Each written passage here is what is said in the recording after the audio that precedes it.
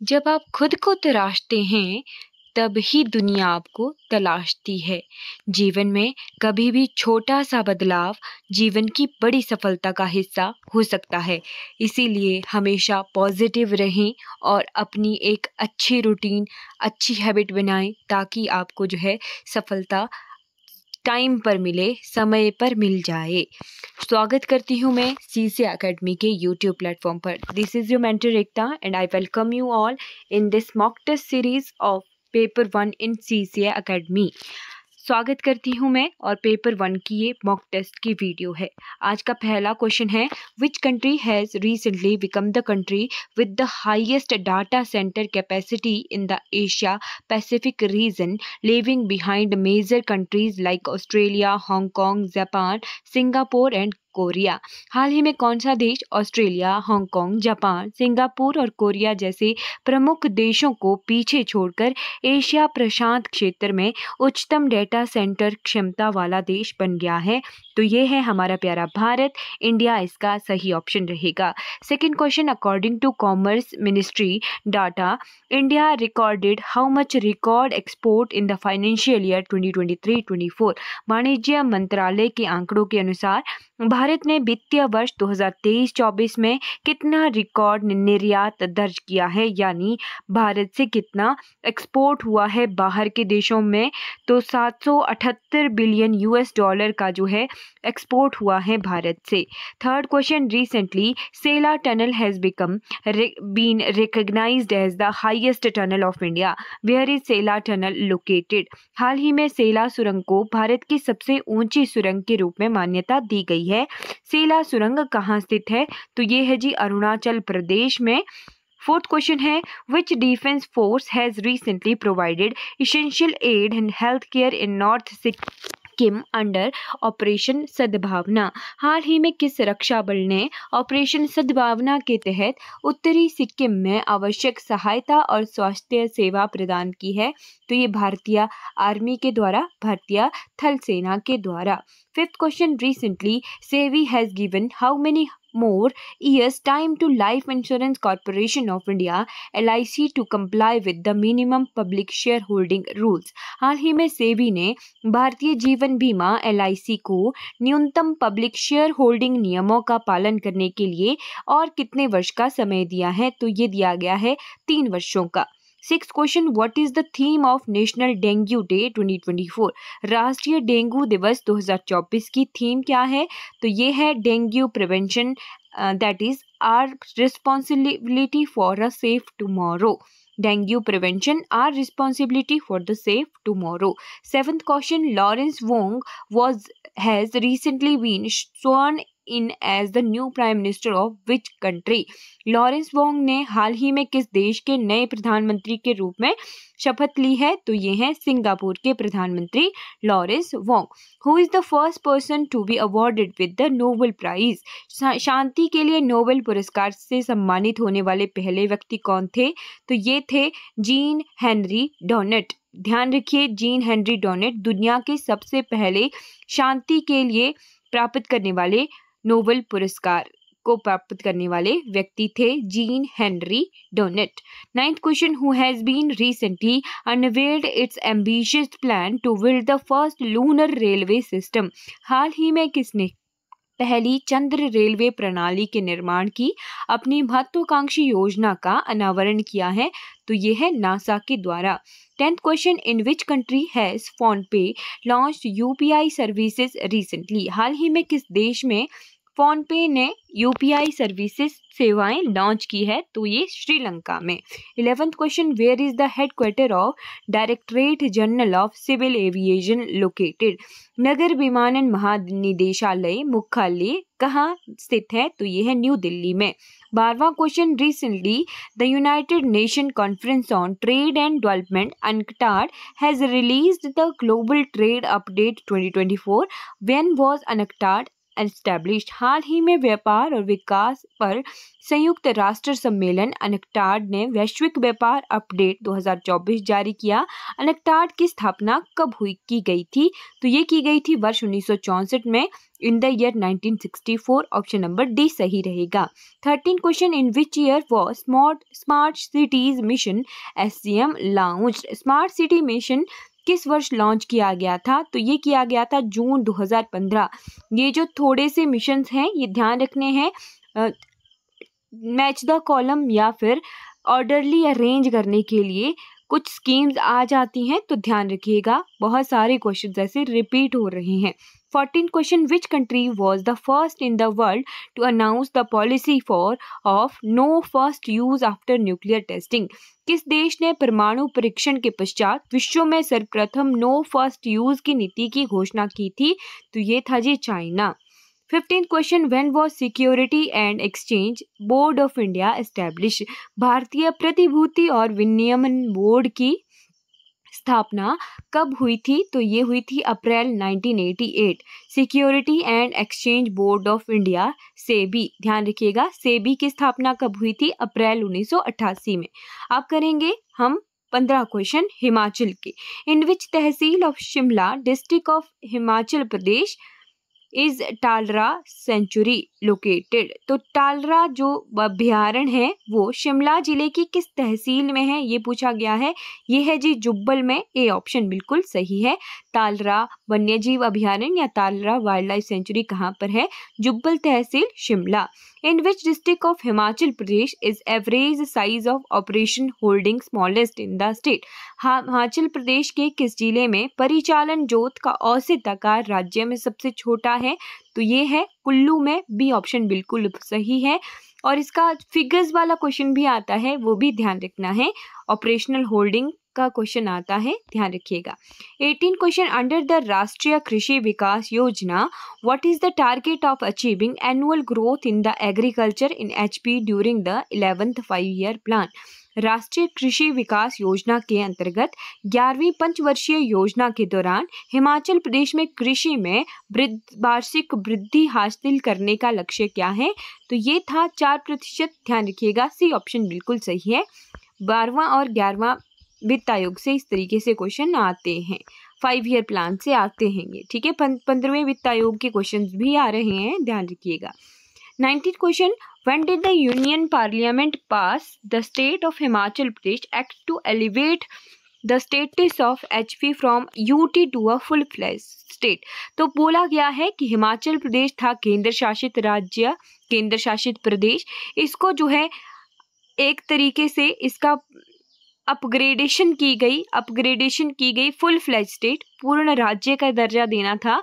तो कब ये एक्ट पास हुआ था? ये हुआ था दिसंबर 1970। अगर एग्जैक्ट डेट बताऊं तो 18 दिसंबर 1970 को ये एक्ट आया था, Himachal Pradesh act, right. 19th question, the original name of which of the following town of Kangra district was Kirgram? Kangra जिले के निम्नलिखित में से किस शहर का मूल नाम किरग्राम था? तो ये था बैजनाथ का। डी ऑप्शन बिल्कुल सही है। 20th question, which raja of Kahlur Bilaspur princely state sent an invitation to the Gorkha commander Amar Singh Thapa to invade the Kangra princely state? Kahlur Bilaspur रियासत के किस राजा ने गोरखा कमांडर अमर सिंह थापा को कांगड़ा रियासत पर आक्रमण करने का निमंत्रण भेजा था? तो कहलूर के राजा थे महान चंद। उन्होंने बहुत महान कार्य किया, ऐसे ही याद रहेगा। उन्होंने बुला दिया अमर सिंह थापा को, नेपाल से बिलासपुर के थे महान चंद, कांगड़ा के राजा महाराजा संसार चंद पर अटैक करने के लिए, आक्रमण करने के लिए बुलाया था महान चंद ने अमर सिंह थापा को। 21st question, who is the author of Kangra valley painting? Kangra valley painting के लेखक कौन थे? MS रंधावा। ये भी क्वेश्चन एग्जाम में काफी बार पूछा गया है। First state finance commission of HP was set up in? Himachal Pradesh का प्रथम राज्य वित्त आयोग कब स्थापित किया गया था? तो ये किया गया था 1994 में। सी ऑप्शन बिल्कुल सही है। और इस बार हिमाचल प्रदेश के वित्त आयोग के चेयरमैन कौन बनाए गए हैं? नंदलाल जी, राइट। और कौन सा वित्त आयोग है? 7वां वित्त आयोग है। 1994 1994 में पहला वित्त आयोग, first Himachal Pradesh finance commission बना था 1994 में। 23 क्वेश्चन, व्हेन प्रधानमंत्री जनधन योजना वॉज स्टार्टेड इन हिमाचल प्रदेश। हिमाचल प्रदेश में प्रधानमंत्री जनधन योजना की शुरुआत कब की गई थी? 28 अगस्त 2014 को। सी ऑप्शन बिल्कुल सही है, 28 अगस्त 2014। 24th question, as per 2010-11 agricultural census what was the average size of operational holding in Himachal Pradesh. ये क्वेश्चन आ ही गया। 2010-11 के अनुसार जो परिचालन जोतों का औसत आकार क्या था? 0.99। ये इतना ही है, लगभग 2 पॉइंट्स का फर्क रहा होगा, पर ये सेम चीज एग्जाम में पूछी गई है। पीजीडी के पेपर 1 में ये क्वेश्चन आया है। डी ऑप्शन बिल्कुल सही है, 0.99 हेक्टेयर्स।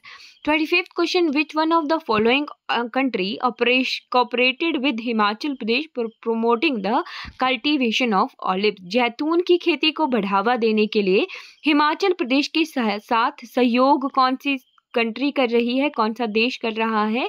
तो वो कर रहा है Italy. 26th question, recently which polling station in Himachal Pradesh was made the ideal polling station.